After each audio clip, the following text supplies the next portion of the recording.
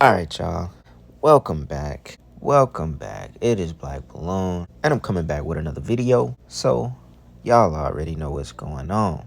Alright, y'all. So, look, I just want to jump right into it with this video, right? So, we can call this the update, or, we call it a part 2 to the Maui fires, right? I don't think no, I did. I mentioned in the first part about how they didn't sound off the sirens to alert the people of a disaster, basically, right? So, news today, which is probably the most recent news about the fires, is that the head of Maui's emergency management agency has resigned, citing health reasons. Now, look, they're making this a lot worse on themselves because he did an interview and he basically said he didn't regret not sounding off the sirens. His reason for not regretting it or not sounding them off was that they're not actually used for wildfires. And if he sounded off the sirens, people would seek higher ground because that's what they're trained to do. And when they did try to seek higher grounds, they would literally run into the fire. Emergency managers on the island are defending their decision not to activate warning sirens. Wildfire survivors in Maui have been showing up at this temporary morgue searching for closure. I feel sorry for the other families, what they lost. They lost their family, their homes, and Maui is hurting. Lahaina resident Michael Richter lost his home during the fire, and his stepdad, 79-year-old James Smith. He's gone. I just want to identify the body. Out of the rubble and ash, Richter managed to find his dog with burns to his body and paws, but still alive. I just screamed his name one last time, and he just popped up. His eyes were just shut, and he was black. As the search and recovery effort continues, the head of Maui's emergency management agency is defending his decision not to activate sirens when the fires broke out. Had we sounded the siren that night, we're afraid that people would have gone malka. And if that was the case, then they would have gone into the fire. All right, y'all. So look, check it out. So that was just the day before he decided to resign. Or, the government there, they just said, hey, somebody has to pay for this, so you're going to have to go ahead and publicly resign. So it reads, the head of Maui's emergency management agency has resigned, citing health reasons, a day after he defended the silence of the island siren system last week during the deadliest U.S. wildfire in more than 100 years. No details were released about Maui Emergency Management Agency Administrator Herman Adaya's health. His resignation was effective immediately, and his role will be filled as quickly as possible. The wildfires that ignited August 8th have killed at least 111 people. Now, my question to y'all is, when has there ever been this much talk and doubt about a natural caused wildfire, like in the history of wildfires? This one has gotten the most media attention as far as it being caused by DEWs, something that looks like it's out of an apocalypse.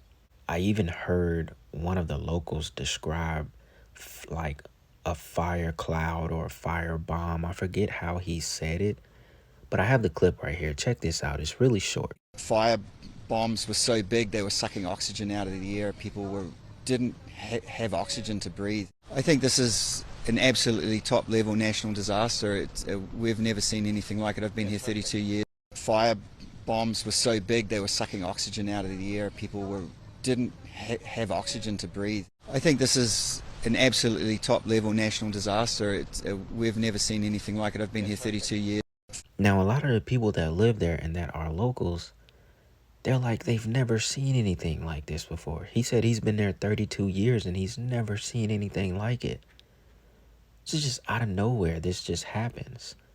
And then you get everything that's going on, as far as it possibly being a land grab. Even USA Today, as they usually do, put out an article trying to debunk everything about it possibly being, something that has to do with smart city development, AI. weather manipulation, so on and so on. And they debunked a random video on Instagram that didn't really mean anything, because there's videos on YouTube that have damn near 1 million views about it. And they're actually talking about DEWs. So it just goes to show you their like mission of trying to debunk stuff and, claim so-called conspiracies as misleading or false facts and whatever is very strong. And they're going to always try to keep people thinking that this is, not as deep as it really is, because we all know it's much deeper than what they're trying to tell us.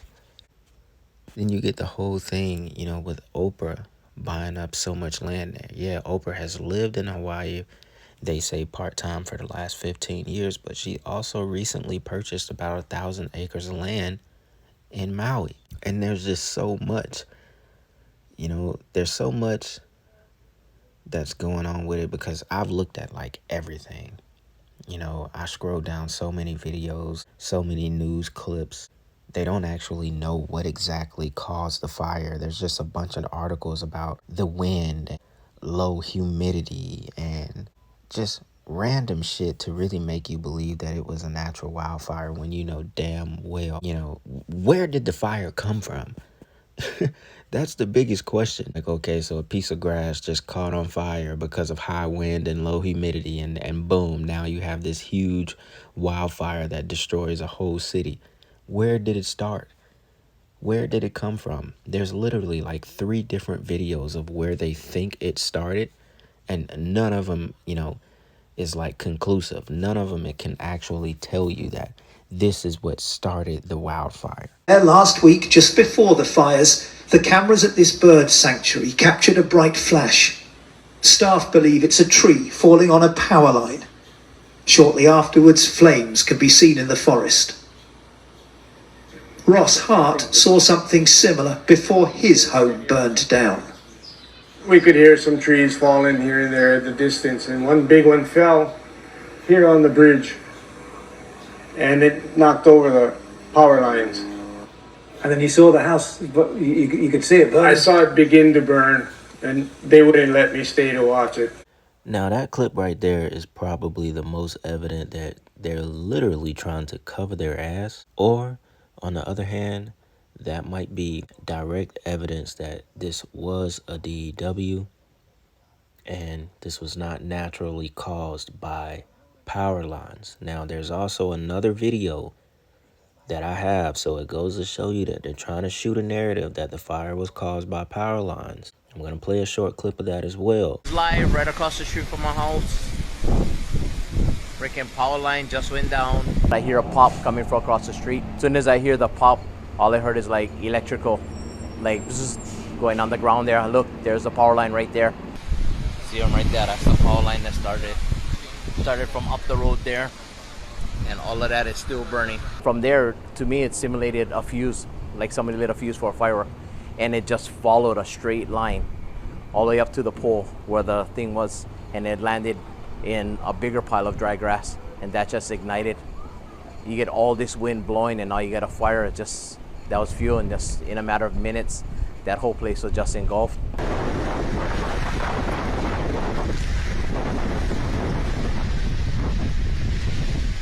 They came up with a water truck, started dousing it, had another couple local construction companies brought up their water tankers, just also helped and assist and just knocking down the fire. Hey, heads up, the line is live on the ground right there. I sent my family away already. Thank you. We thought it was all contained. And then from there, just went ahead about our day, thinking that it was all done. Unbeknownst that later on that afternoon, the winds just continued to just smoke the whole day. And I guess that's what just fueled the restarting. Yeah, I'm happy that it was out there for them to see. And a lot of them got warning when they saw the Facebook Live. Maybe it'll bring closure to some of the families, answer some of the questions.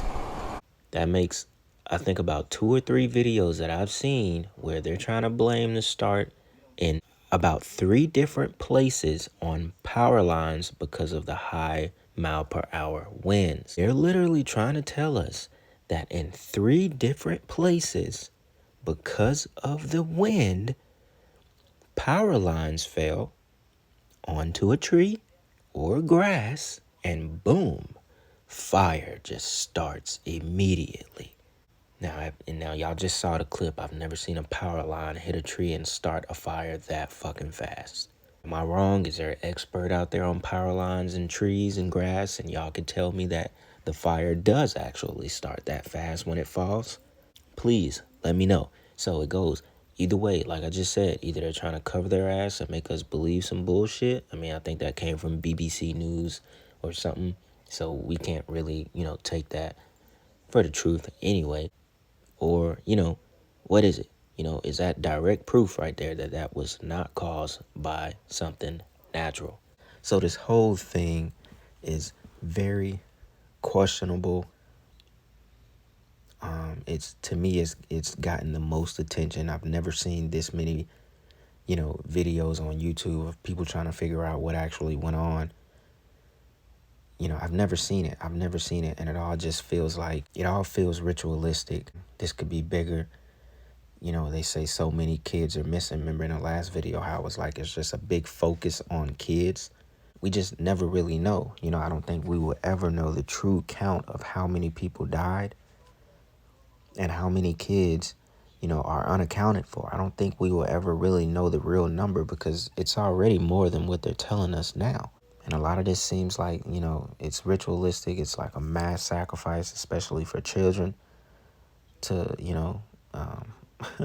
all to Molech, all to the god of children sacrifice, basically. Now, real quick, I don't want to make this too long, but I guess we might as well go into a little bit about the deity Molech, the ancient god of child sacrifice. So it says, perhaps no pagan deity was as revealed as Molech, a god whose cult reportedly sacrificed children in a furnace set inside the belly of a bronze bull. This is for context, because when I talk about things like this, I want us to be completely aware of how, these people operate and who they choose to, do these rituals to. They're giving this up. They're giving their blood up to someone. They sacrifice to someone for something.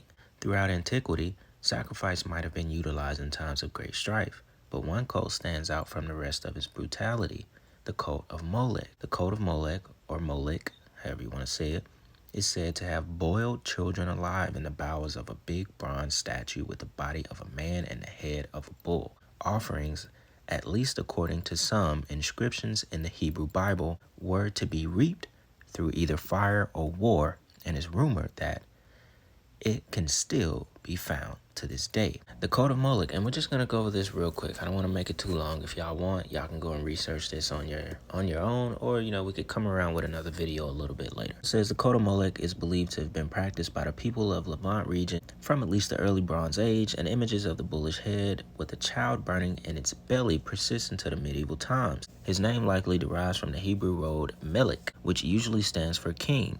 There are also references to a Moloch in ancient Greek translations of old Judaic texts as well. These date back to the Second Temple, period between 516 BC and 70 CE, before the Second Temple of Jerusalem was destroyed by the Romans. Molech is most frequently referred to in Leviticus. And here's a passage from Leviticus condemning child sacrifice. Do not allow any of your children to be offered to Molech. So we don't have to go too deep into this. This just gives us a little bit of context on why a lot of little ones go missing every single year and why they do rituals and sacrifice little ones to the god Molech, who is here represented by a man with a bull head.